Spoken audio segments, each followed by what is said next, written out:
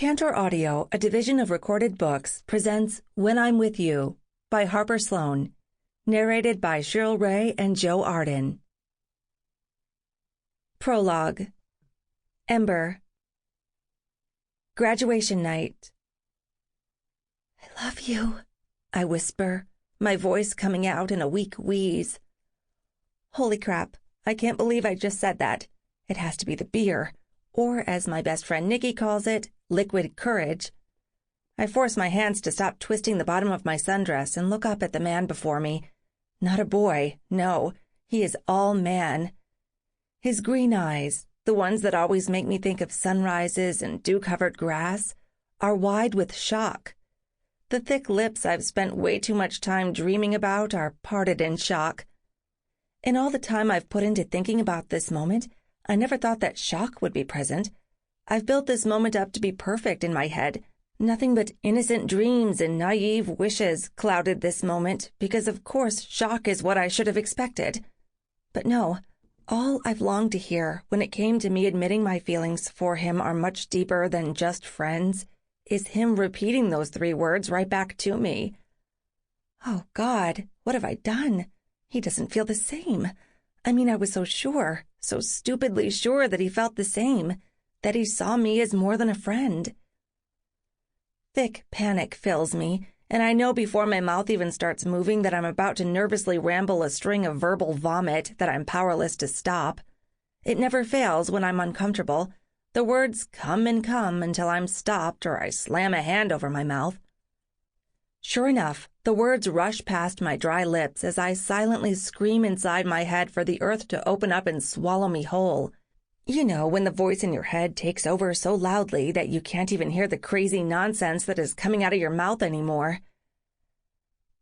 I mean, I'm in love with you. You know, I love you. Of course, you're like one of my best friends, but I'm in love with you. I wasn't going to say anything. In fact, maybe I shouldn't have. I don't want this to mess things up between us. I would probably die if that happened. Well, not die, but I would probably feel close to death emotionally. I just wanted you... No, I needed you to know how I feel.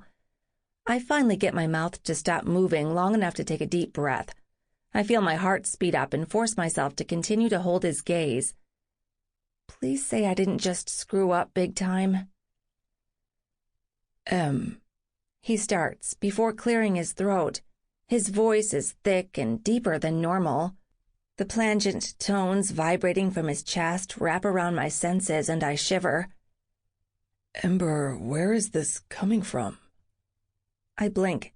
Actually, I'm pretty sure if there were such a thing as slow-motion blinking, I would be doing that right now. How could I have been so wrong? It's just... I'm making a huge mess of things, aren't I? God, I'm so stupid. I'm not normally a crier. Then again, I'm also not normally a drinker. I've had a few mixed drinks with Nikki this past summer, but for some reason, I decided I needed to take up the art of drinking for courage. Of course, with my luck, I would end up being one of those people who get over-emotional when drinking. My sister Maddie warned me about those annoying girls when she brought the beer over tonight. My nose prickles with what feels like 1,000 needles being pushed through the bridge. I can feel that thick bubble of emotion crawling and scraping at my throat, and I know I'm just seconds away from my eyes tearing up. I take a huge gulp of air, and it rushes out in a wobbled wave of emotion. His normally carefree expression is nowhere to be seen. His eyes look troubled, and his mouth pursed, making his lips look like 2 thin lines. When he moves from where he had been leaning against the porch railing, my gaze follows him closely as he takes a seat next to me on the swing. He lifts his arm and places it on my shoulders, pulling me into his stronghold. I go willingly, but I stiffen when my body encounters the heat of his. The hardness of his muscles starts a slow burn in my gut. I couldn't explain the feeling, but I felt it for the last 4 months. It started with a crush from afar. Then my crush turned into a pact with Nikki to try to get him to notice me. It was time. So I did what I needed to do, and for the last few months, he's been helping me get my stupid calculus grade up. We've always been friends. With a makeshift family like we have, it would have been impossible not to be. But I've always been the baby of the group, and getting the man I've crushed on to notice me always seemed impossible. That is, until he started coming around twice a week, every week, for the last few months. During that time, our friendship grew stronger, naturally, because we had more time with just the two of us. Well, I guess we were never alone, since we could always hear my parents from where we studied in the basement. Many people don't take Nate seriously, mainly due to his carefree, jokester persona, but also because he has never flaunted the fact he's insanely smart, which he probably should. Maybe then I wouldn't have had to convince my dad he was the best person to help me get my grades up. Regardless of how it happened, my crush bloomed like a well-watered flower. During my tutoring, we shared lots of laughter and teasing moments. A few times I even caught him just looking at me in silence. Little things added up in my head until I was sure this moment was worth the leap. Clearly, I was mistaken. I thought things would be different, that this would be different for us. But this something different is nothing like I had dreamed it would be. He says softly, breaking me from my thoughts. You know I love you, but I don't love you like that. We've known each other forever, and you know I would do anything for you, but I love you as a friend. What you're saying, suggesting, would change a lot more than our friendship. Oh, God, there it is. I'm sorry. I sigh, feeling every second of those mistaken dreams about some big love between us crumble around me. There's no need to be sorry, Firecracker. I close my eyes when he says the nickname he had given me. We've spent a lot of time together lately. It's normal to get some wires crossed when you're around someone so often. Maybe when you're a little older, you'll understand better. My eyes pop open, and I turn sharply. My body jerks, and I'm seconds away from jumping from the bench seat and pacing. His arm falls off my shoulders and hits the back of the swing. When I'm a little older? His brow furrows. Clearly, my Jekyll and Hyde move has confused him. I went from sullen to pissed off in 2.5 seconds, like a firecracker. He always said my temper would light up and take off like an out-of-control firecracker, thus the reason for the nickname. Yeah? I'm 18. I'm not a 2-year-old who doesn't know right from wrong. He nods. I know how old you are, Emberlyn. I'm old enough to know my own feelings, Nathaniel.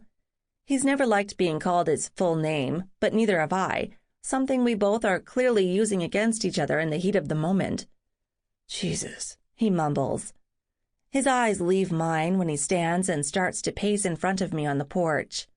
The music I hadn't even noticed being so loud before vibrates through the wall of my parents' house, but thankfully the large group of my friends and other random kids from our graduating class have stayed inside during this conversation. I force myself to watch him. His large body moves in choppy agitation and annoyed steps, so different from his normal fluid movements.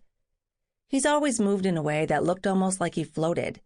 His large body always moves with a graceful silence that reminded me of a ballet dancer, which in turn would cause me to giggle uncontrollably, because just thinking of the manly man in front of me in tights is too much to imagine. You just turned 18, Em. Just turned. You might not understand what I'm saying, but damn it, you don't even understand what you're saying.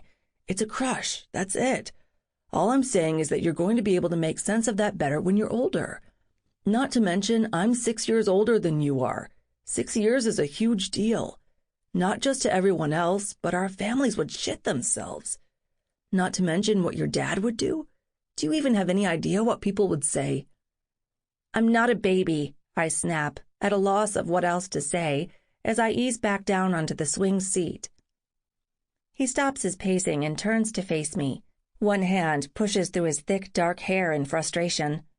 I watch in fascination as his overly long hair moves in a thick wave before falling back into the mess it's always been since he decided to start growing it out.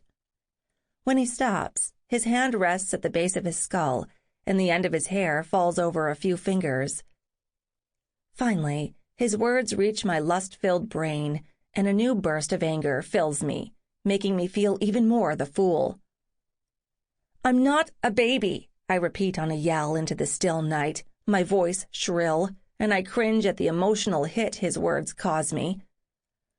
I didn't say you were. You just don't understand what you're saying. I assure you, I do. He shakes his head, his hand still resting on the back of his neck. I notice briefly that his grip has tightened to the point of his fingertips turning white. When he starts to move forward, closing the distance from where he's standing and where I'm perched at the edge of the swing seat, I jerk back, making the chains holding the swing up rattle loudly. He narrows his eyes and lets out a long breath. Dropping to his knees in front of me, he pulls my hands from their death grip on the wood next to my bare thighs. He doesn't speak for the longest time, and I foolishly let that flicker of hope light, thinking he must have realized he's wrong. I'm sorry, Em, but I don't feel that way toward you. I don't want to hurt you or lose your friendship. You might hate me for it, but we just can't be what you're saying. You loving me would do nothing but cause your heart ruin. You're wrong. I force the words past that damned lump in my throat. I'm not, he says softly, a sad smile ghosting over his lips, gone just as quickly as it appeared. We're friends and always will be. One day you'll see that. Pulling my hands from his, I instantly miss the warmth of his skin as I stand and move around him. He doesn't move from his crouched position, nor does he turn to look when I move around him. I know what I feel, and you're going to be the one who has some grand understanding one day when you realize what you're denying. Sure, I might be young, but I'm not a baby, and I know what I feel. I also know that you're using our families as an excuse, especially my father, because he also knows that I'm smart enough to know my own feelings and follow my heart. I thought you were someone different, Nate. I really did. I sighed deeply, the one sound full of so much emotion. You know what? Just forget I even said anything. We can chalk it up to me having some foolish, childish, drunk admission. After all, I'm just a kid. What do I know? It takes every ounce of strength I can muster to turn and walk away from him, leaving pieces of my heart smashed on the deck at his feet while he just sits there and lets me go. The tiny sliver of my heart that had held on, praying he would change his mind and stop me, dies and joins the rest of the pieces on the ground. Unfortunately for me, I'm so lost in my own pity party that I miss it. I walk away without knowing that the second my back was turned, he had silently moved, jumping to his feet. One arm started to reach out to me, only to drop heavily at his side after I moved out of his reach. I was so blinded by my own heartbreaking that I missed the visible pain on his face as he felt the same pain with each step I took away from him. Had I looked back, even stopped for just 1 second, maybe I would have heard his whisper, but instead, his words just floated away with my dying hope. I love you too, Ember. Chapter 1. Nate. I press my forehead against the wall, ignoring the bite against my fevered skin. My lips dance across the shoulder, held captive between the hard surface and my body, as my head spins faster from the amount of alcohol I consumed tonight. With each pass my hands make over the silky smooth skin underneath my fingertips, I trail more wet kisses and bites across her neck. The rasped breath that escapes from the mouth pressed close to my ear only fuels the desire raging through my body. Fuck. Have I ever been this powerless against the need to take someone? Blindly moving my hands down the slim torso, my fingers dig in when I hit her hips, giving her a firm squeeze and warning before I pull her body closer to mine. Her legs wrap around my hips easily as her dress rides up and my dick instantly finds a home.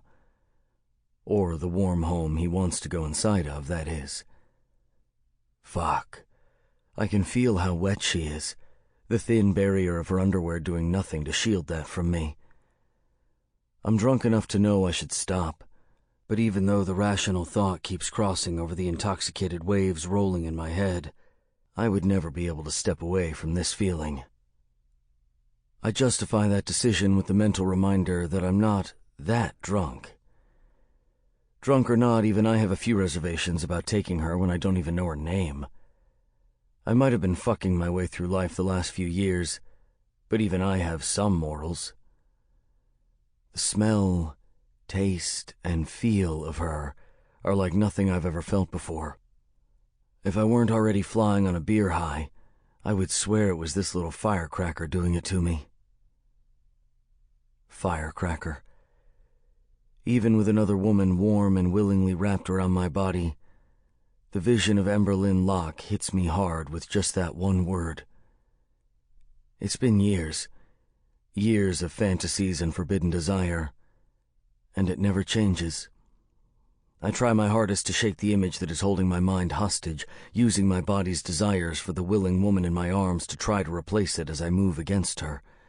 "Take me," she whispers on a moan when I thrust my hips harder against her pliant body. I know from experience that now that I see her in my mind, I'll never be able to see the reality in front of me, so I'm not sure why I'm even trying so hard. This chick is just another faceless woman who will wear the mask of Ember's face, like many before her have. I push my cock rougher against her while reaching behind me for my wallet, hoping I remembered to stuff a condom in there earlier. She loosens her grip on my hips as I struggle to free the damn thing, and I feel one of her legs drop from my body. The sounds of music and people enjoying themselves float in the air around us, reminding me that I need to hurry this along before someone finds us. The last thing I need to get caught doing at my sister's wedding reception is fucking some chick. Her hands roam all over my body as I make quick work of protecting myself, touching every inch she can reach. I go to lift my mouth from her neck, but she just tightens her grip on my neck, not allowing me to leave the spot I've been feasting on for the last 10 minutes. If she's so dead set on me not looking at her, that's all the green light I need to hurry this along. Finally, I grab the leg that dropped from me with a firm hold against her smooth thigh while pushing her back against the wall a little harder in order to stabilize our bodies. With one of her legs tight around my back, the other being held in my hand, I reach my free hand between us and curl my fingers into the crotch of her lace panties. In one powerful jerk, they're on the ground at our feet. Turning my mouth from her neck, I bite the skin under her ear before lifting my rock-hard cock from her body, feeling like my balls are about to fall off, they're so tight. Going to fuck you now. Fuck you so goddamn hard, babe. "Oh, God," I hear, just barely, over the heavy panting coming from the two of us. Her voice so low I almost miss her next word. "Finally." I laugh, the sound coming out more animalistic now that I have her wet heat kissing the tip of my cock. "Yeah, babe. Finally. I wish I could wait to get you somewhere more accommodating, but I'll make it worth it." Remembering my earlier thoughts, I rush out the next words in a hiss as I start to push inside her. "Tell me your name, babe," I ask, moaning loudly when the tip of my cock enters her and is surrounded by the tight, scorching wet heat of her cunt. I might be an ass, but I'll at least let her think I care about who I'm fucking by recalling to ask her what her fucking name is.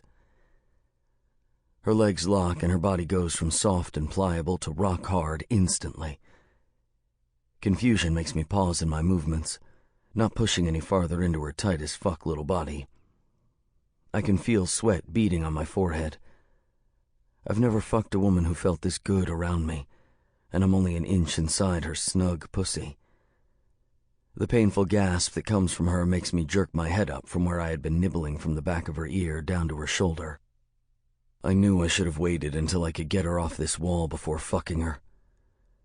With a gasp, I open my eyes for the first time. Confusion holds me in its grip for a beat before I realize I had been dreaming. What the fuck? The same one had haunted my dreams for longer than I care to admit, and it never fails.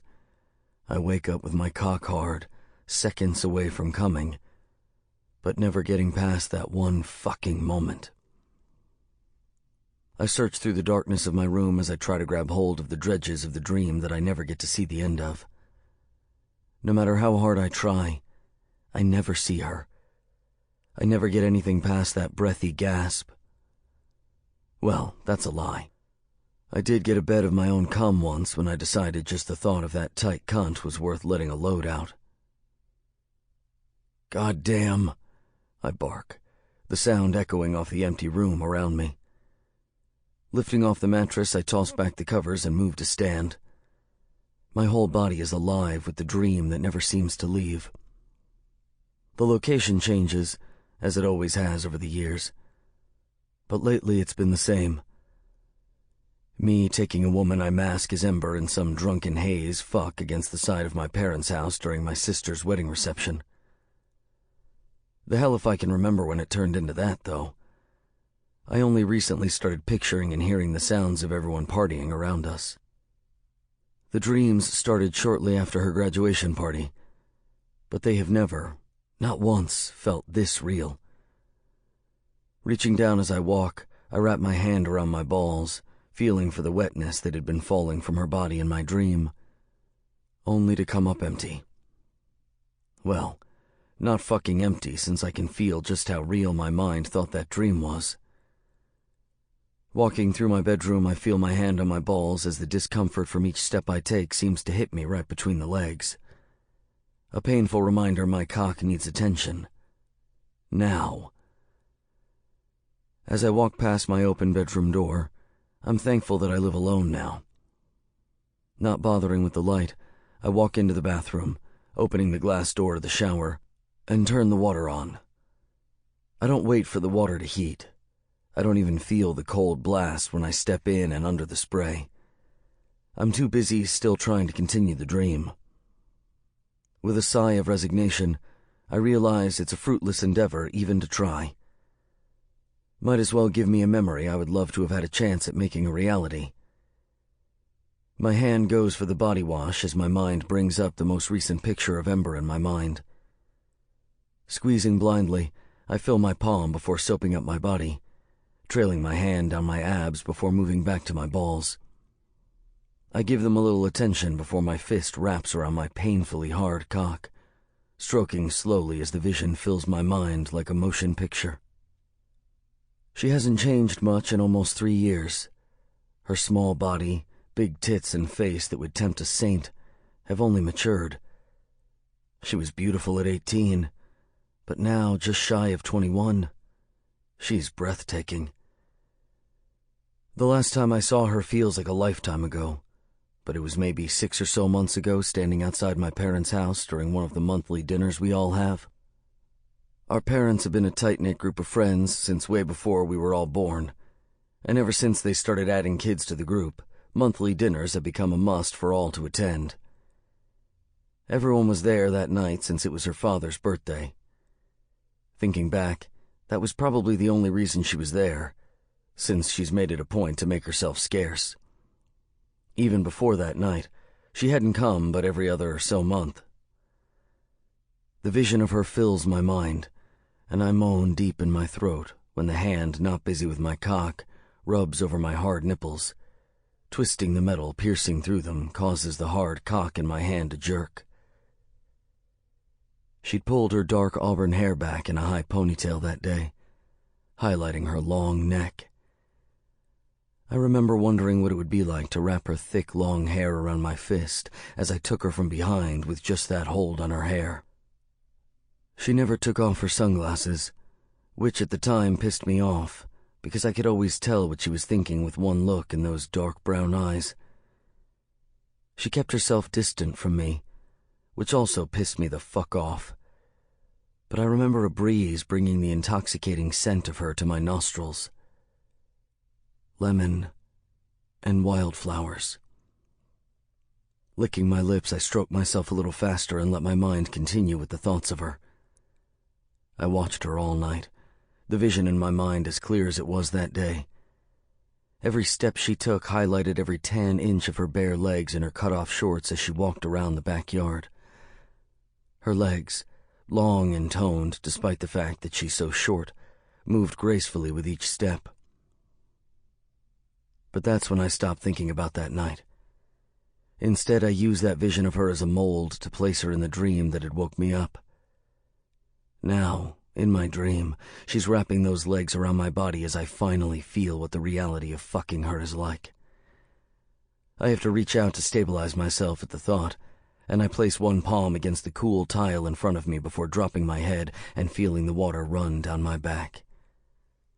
My breathing speeds up until grunts of pleasure start to fall from my open mouth.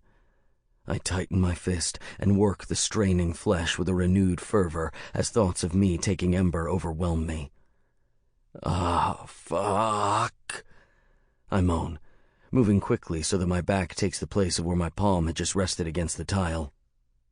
The bite of the cold against my skin doesn't even register because the second my body is stable and braced against the wall, I bring my other hand down to join the one frantically pumping the top half of my cock. I squeeze my balls before moving up to fist the bottom of my cock as I tighten the hold I have over the tip, using both hands as I begin to fuck my tightly clamped fists, pretending with each thrust that I'm taking her. My arms burn as I continue to fuck myself, my cock getting even harder under my wet hands until my orgasm rips through me. The thick jets of my cum shoot forward, falling with the steady stream of the shower, as I ride out my pleasure. My legs start to shake with the force of my orgasm, and I almost lose my footing. Releasing the firm hold I have on myself, my cock falls, still heavy with leftover desire against my body. I hate this feeling. No matter how great the pleasure my body gets from picturing her, I always feel empty after. A big, giant reminder I'll never know what having her feels like. Like it or not, this is all I'll ever have. A hollow pit inside me that I've only ever felt was filling up when her smiles came at me without pause. A pit that's taken up residence inside me since the night she admitted to having the same feelings I've been feeling for a long time. Fighting with myself, I evaded the magnitude of fear those feelings brought with them. Fuck.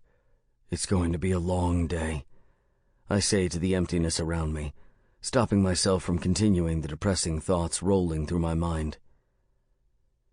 I finish showering before I get out and start to get ready for the day, unable to shake the feeling of loneliness that I've had plaguing me lately. Chapter 2. Nate. After my middle-of-the-night shower, I'd given up any hopes of returning to sleep. If I was honest with myself, it was more about self-preservation than actually not being able to sleep. I worried I would be haunted with more thoughts of Ember in my arms, and I just don't have the energy to deal with that shit right now. 3 hours later, just when the clock in my truck's dash turns over to 7 in the morning, I'm pulling into the parking lot of the security business my dad owns with some of his old Marine buddies. No matter who you ask, they all say core security was what brought all of our families together. I think after the parents of our group started having us kids, there was always a hope that we would all, in some way, join the business. Unfortunately, like our parents, we had our own dreams, and many of them didn't include anything CS-related. Cohen Cage, my best friend and brother-in-law, started working here after he left the Marines himself, right before he married my sister, Danny.